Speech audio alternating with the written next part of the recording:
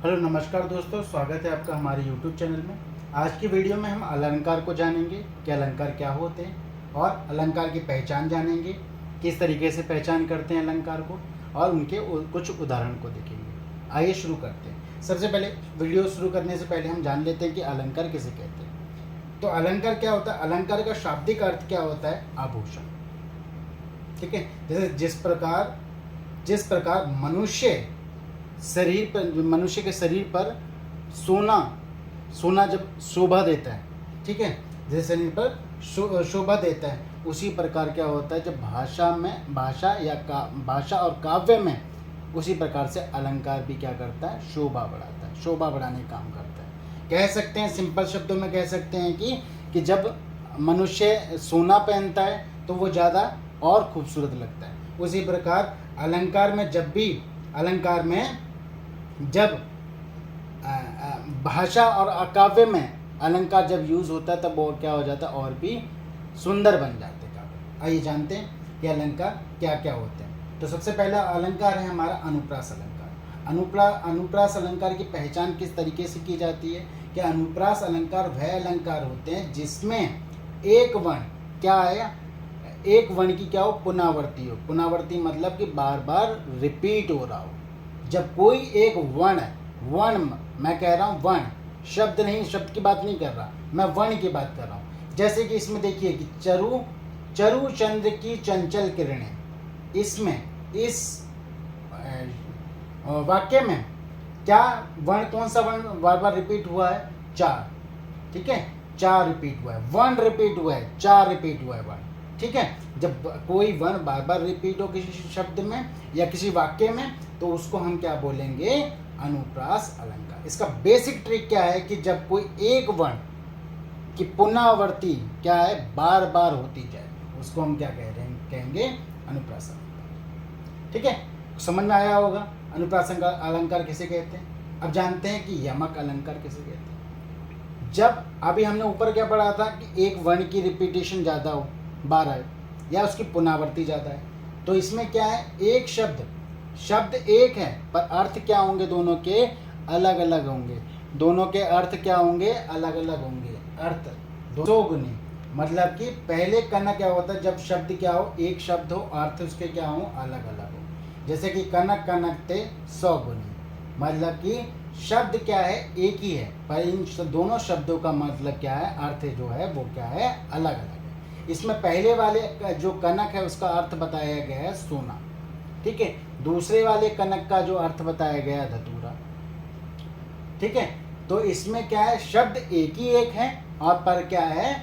अर्थ क्या है? दोनों अलग हो जाते हैं। ठीक है, आई होप आपको समझ में आया ये। जैसे कि इसका मतलब क्या होगा कि धतूरा सोने से 100 गुना अधिक नशा करने वाला बताया गया है, इसलिए कनक कनकते 100 गुनी। ठीक, समझ में आया होगा आई होप आपको। ठीक, थर्ड अलंकार की तरफ चलते हैं। थर्ड अलंकार है हमारा उपमा अलंकार। उपमा अलंकार उस अलंकार को बोलते हैं जब हम किसी के क्या बताएं? कंपैरिजन करें। ठीक है, जब हम किसी की तुलना करें किसी से। ठीक है, या पहचान कैसे करें? जब किसी वाक्य में देखेंगे सा सी समान और जैसा आए तब हम उसको क्या बोलेंगे? उपमा अलंकार। ये उसकी क्या है? उपमा बताई गई कि जैसे कि इसका उदाहरण क्या है कि उसका मुख चंद्रमा के समान है। अब मुख को किसके साथ कंपैरिजन किया गया? मुख को किया गया है चंद्रमा के साथ कंपैरिजन किया गया है। ठीक है, इसकी मुख की तुलना चंद्रमा के साथ की गई। तो कह सकते हैं कि उपमा अलंकार वह अलंकार होते हैं जब हम किसी की उस अलंकार के दौरान हम किसी की तुलना किसी से करें। ठीक है, उसको हम क्या बोलते हैं? उपमा अलंकार। जैसे बताया गया उसका मुख चंद्रमा के समान। ठीक, अगला चौथा अलंकार जो आता है हमारा वो क्या आता है? रूपक अलंकार। अब इसकी तुलना नहीं कर रहे हैं, सीधा बता दे रहे हैं। ठीक है, सीधा ही बोल दे रहे हैं, सीधा एक बना देना। ठीक है, अब इसकी तुलना नहीं कर रहा हूं मैं, सीधा क्या बोल दिया है कि चरण कमल बंदो हरि राय। ठीक है, इसमें क्या है कि जो जैसे बोला गया कि श्री राम के जो चरण है वो क्या है? कमल है। समान भी नहीं है, वो क्या बोल दे रहे हैं? जो कि कि उनके जो चरण है, कम चरण है, वो क्या है, कमल है। ठीक है, सीधी कर दे रहे हैं, तुलना नहीं कर रहे हैं, सीधा बोल दे रहे हैं। ठीक है, उसको हम क्या बोलते हैं, रूपक अलंकार। ठीक, पांचवा अलंकार आता है अतिशोक्ति अलंकार। अतिशोक्ति अलंकार को क्या बोला जाता है, अतिशोक्ति का मतलब होता है किसी भी बात को बढ़ा चढ़ा कर बताना। ठीक है, जैसे कि आप देखते होंगे, फ्रेंड्स में देखते होंगे, जब कोई बात बोलता है तो क्या बोलता है, एक बोलता है तो दूसरा बढ़ा चढ़ा के बताता है। तो इसी वही क्या है, उसी को क्या कहते हैं, अतिशोक्ति अलंकार कहते हैं, कि अपनी बातों को बढ़ा चढ़ा कर कहना। ठीक है, उसको हम क्या कहते हैं, अतिशोक्ति अलंकार कहा जाता है। ठीक है, ठीक, जैसे कि क्या बताया गया कि हनुमान जी समुद्र लांग गए। अब बात बढ़ा चढ़ा के कह दी। ठीक है, कि हनुमान जी समुद्र लांग गए। दूसरा इसका क्या कह सकते हैं, दूसरा भी एक है कि हनुमान की पूंछ में लगन न पाई आग, लंका सारी जर गई, गए निशाचर भाग। कि हनुमान जी की पूंछ में आग लगने से पहले ही लंका के निशाचर थे, वो क्या हो गए, भाग गए। तो ये क्या है, अतिशोक्ति का।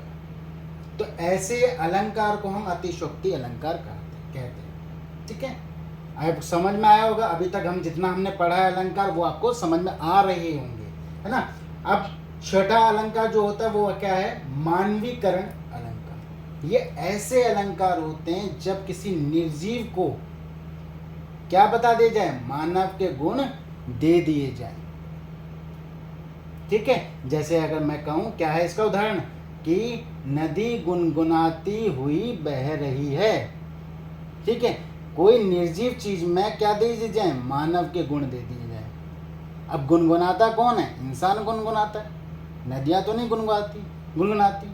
तो वो क्या कह दिया गया है कि किसी निर्जीव को मानव के गुण दे दिए गए हैं, कि नदी बहते हुए गुनगुना रही है। ठीक है, तो ये छठा अलंकार क्या है, मानवीय अलंकार, इसको मानवीकरण अलंकार कहा जाता है। फिर आता है आपका सातवां, उत्प्रेक्षा अलंकार। उत्प्रेक्षा अलंकार वह अलंकार होते हैं मानो जैसे लगता हो। कह सकते हैं ना कि देखो ऐसे लग रहा है जैसे कि वह इस तरीके का है। अगर मैं बोलूं कि मानो कि क्या लग रहा है, कि मुख मानो चंद्रमा के समान लग रहा है। ठीक है, कि चंद्रमा के जैसा लग रहा है। ठीक है, किस तरीके से लग रहा है, चंद्रमा के समान। तो इसको हम क्या बोलते हैं, उत्प्रेक्षा अलंकार बोला जाता है। ठीक है, इसको क्या बोला जाता है, उत्प्रेक्षा अलंकार बोला जाता है।